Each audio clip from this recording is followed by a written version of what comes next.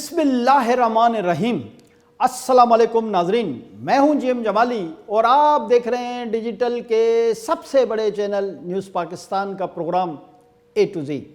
ناظرین، ایک طرف تو صوبہ پنجاب کی سیاسی صورتحال کی وجہ سے ملک میں بڑھتا ہوا سیاسی عدم استحکام بہت زیادہ تشویشناک صورتحال اختیار کرتا جا رہا ہے، تو دوسری طرف خیبر پختونخوا میں دہشت گردی کے بڑھتے ہوئے واقعات ملک میں امن و امان کی صورتحال کے لیے بہت زیادہ چیلنج بنتے جا رہے ہیں۔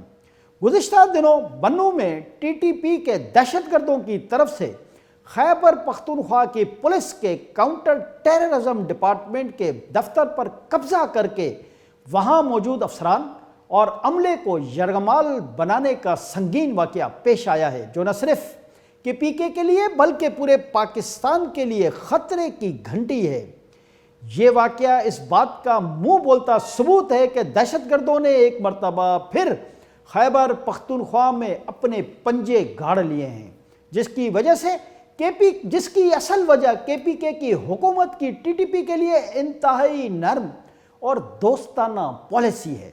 اس واقعے میں دہشت گردوں کے بڑھتے ہوئے حوصلے واضح طور پر محسوس کیے جا سکتے ہیں کہ انہوں نے کسی عام سرکاری دفتر پر قبضہ نہیں کیا، بلکہ اس ادارے کے دفتر پر قبضہ کیا ہے کہ جس کا مینڈیٹ ہی صوبے سے دہشت گردی کو ختم کرنا ہے۔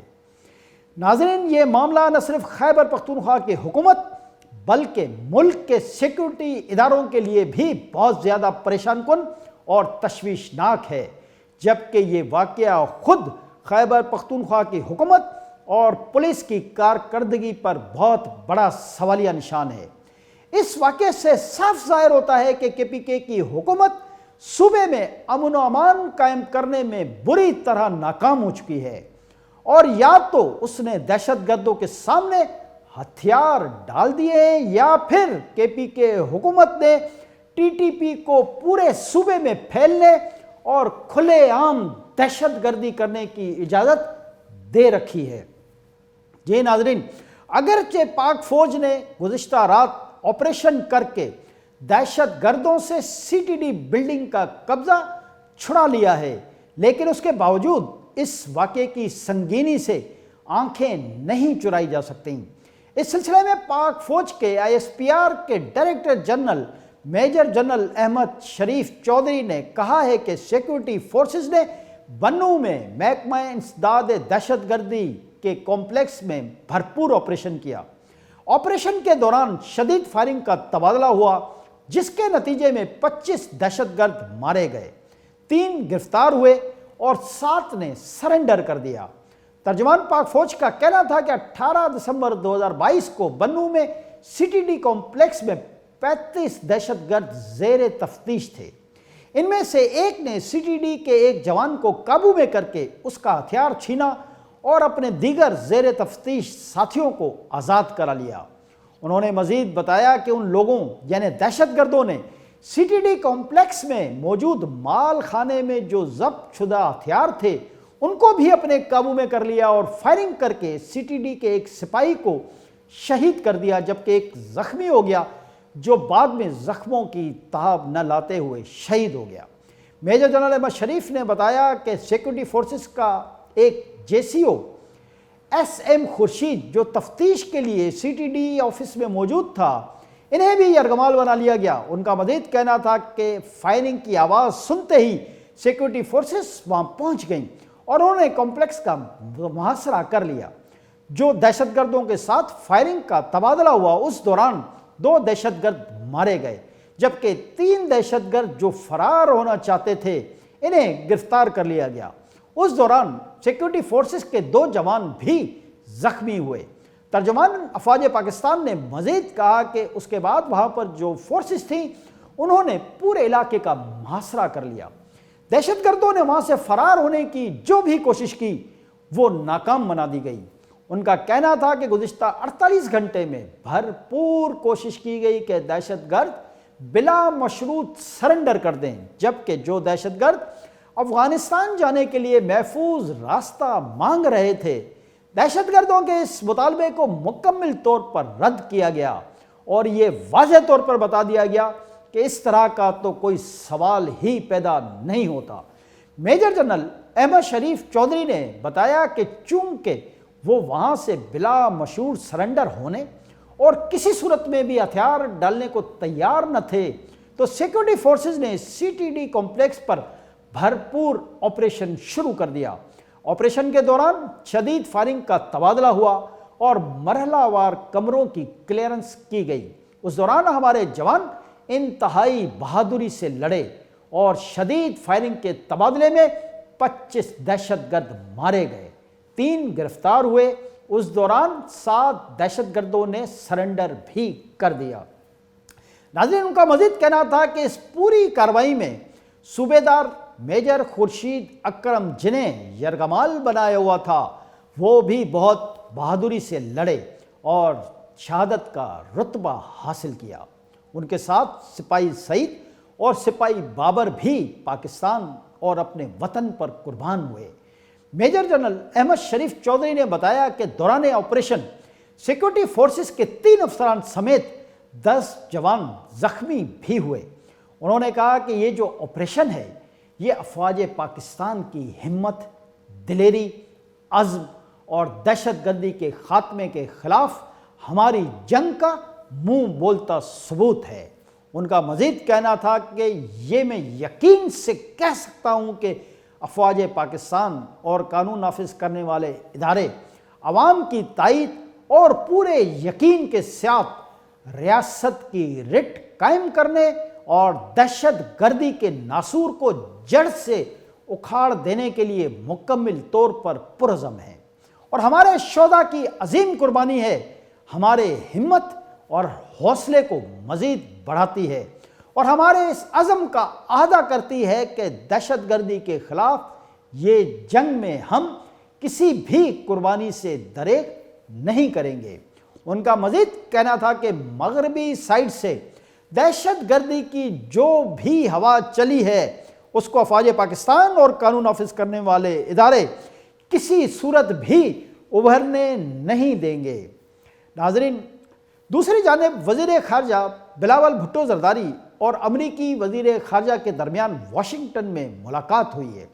اس موقع پر امریکی وزیر خارجہ اینٹونی بلکن نے پاکستان کے سیلاب متاثرین سے اظہار یکجہتی کیا۔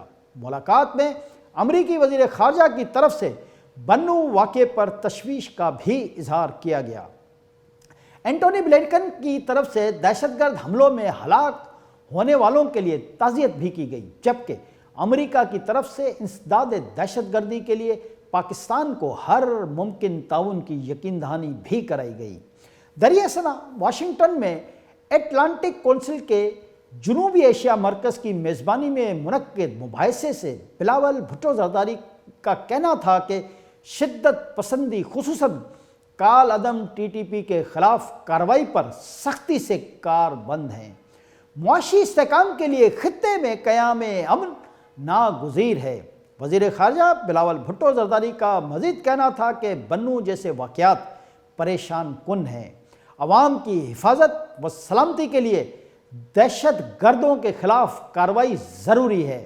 انہوں نے کہا کہ امریکہ سے دو طرفہ تعلقات کو وسعت دینا چاہتے ہیں۔ پاکستان لاجسٹک اور ٹریڈ ہب کا کردار ادا کر سکتا ہے۔ خطے میں امن و استحکام کے لیے امریکہ کی کوششیں بھی قابل تحسین ہیں۔ ناظرین، دوسری جانب وزیر اعظم پاکستان میاں محمد شہباز شریف نے بنو واقعے پر رد عمل دیتے ہوئے دہشت گردی کی لعنت سے اپنی آہنی ہاتھوں سے نمٹنے کا عزم کیا۔ وزیر اعظم کا کہنا تھا کہ ریاست کسی بھی عسکریت پسند گروپ کے سامنے نہیں جھکے گی اور دہشت گردوں کو ہر قیمت پر کیفر کردار تک پہنچایا جائے گا۔ وزیر اعظم نے بنو اور دیگر علاقوں میں دہشت گردوں کی کارروائیوں کی شدید الفاظ میں مذمت کرتے ہوئے کہا کہ دہشت گردی کے ذریعے پاکستان میں افراتفری پھیلانے کی مذموم کوشش کو سختی سے کچل دیں گے۔ وزیر اعظم شہباز شریف نے ملک بھر خصوصاً خیبر پختونخوا میں دہشت گردی کے حالیہ واقعات کی مذمت کی، جس میں عسکریت پسند تنظیم تحریک طالبان پاکستان کی جانب سے حکومت کے ساتھ جنگ بندی ختم کرنے کے بعد سے دہشت گردی کی سرگرمیوں میں نمایاں اضافہ دیکھنے میں آیا ہے۔ وزیر اعظم شہباز شریف نے کہا کہ جہاں امن و امان کی بنیادی ذمہ داری صوبوں پر عائد ہوتی ہے، وہیں وفاقی حکومت بھی ان سنگین مسائل پر آنکھیں بند نہیں کر سکتی۔ ناظرین، لیکن دوسری طرف عمران خان خواب خرگوش کے مزوں میں گم ہے۔ چونکہ ان کی سیاست کا واحد مقصد ملک میں سیاسی و معاشی عدم استحکام پیدا کرنا ہے، لہذا وہ اپنے اس ایجنڈے پر اپنی پوری طاقت اور وجود کے ساتھ عمل پیرا ہیں۔ 23 دسمبر کو پنجاب اور KPK کی اسمبلی کی تحلیل کے عمران خان کے اعلان کے بعد کراچی کی اسٹاک مارکیٹ بالکل بیٹھ گئی اور گزشتہ 2 دنوں میں اسٹاک مارکیٹ کے انڈیکس میں 2000 پوائنٹس کی کمی واقع ہوئی ہے۔ اس صورتحال کی وجہ سے ملک کی معیشت میں ہیجانی کیفیت ہے، جس کی وجہ سے ملک کے صنعت کاروں، تاجروں اور بزنس مین کمیونٹی میں بہت زیادہ تشویش پائی جاتی ہے۔ پنجاب میں گورنر راج لگنے کی باتیں شروع ہو چکی ہیں، جبکہ پرویز الہی وزیر اعلیٰ پنجاب رہیں گے یا نہیں، یہ معاملہ عدالتوں میں جانے کا امکان ہے۔ قانونی ماہرین کے درمیان یہ بحث زور پکڑ گئی ہے کہ گورنر پنجاب کی طرف سے ممکنہ طور پر اٹھایا جانے والا اقدام آئینی و قانونی دائرے میں ہے یا نہیں۔ دریں اثنا پنجاب کے چیف سیکرٹری اور IG پولیس کو بھی تبدیل کر دیا گیا ہے، جس سے صورتحال کے مزید بحرانی ہونے کا اندازہ لگایا جا سکتا ہے۔ گورنر پنجاب کی طرف سے جو آج پنجاب اسمبلی کا اجلاس بلایا گیا تھا، وہ اجلاس بھی نہیں ہو سکا، جبکہ دوسری طرف صدر مملکت جو عمران خان کے بہت قریبی ہیں، ڈاکٹر عارف علوی کی طرف سے گورنر پنجاب بلیغ الرحمان کے خلاف کارروائی کے PTI رہنماؤں کی جانب سے اشاروں کے امکانات نظر آ رہے ہیں۔ ناظرین، ایسا محسوس ہوتا ہے کہ پنجاب کے حوالے سے تمام معاملات عدالت میں ہی جائیں گے اور وہیں شاید اس کا فیصلہ ہوگا۔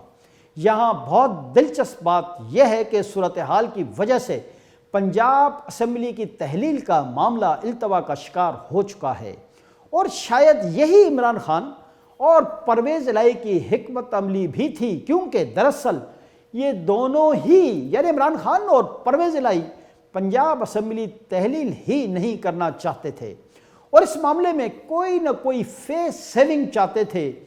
فیس سیونگ انہیں آج پی ڈی ایم کی جماعتوں نے فراہم کر دی ہے، اور اب یہ معاملہ معلق ہوتا ہوا نظر آ رہا ہے۔ آج کے لیے اتنا ہی۔ اگلے پروگرام تک کے لیے اپنے میزبان GM جمالی کو اجازت دیجیے۔ اللہ حافظ۔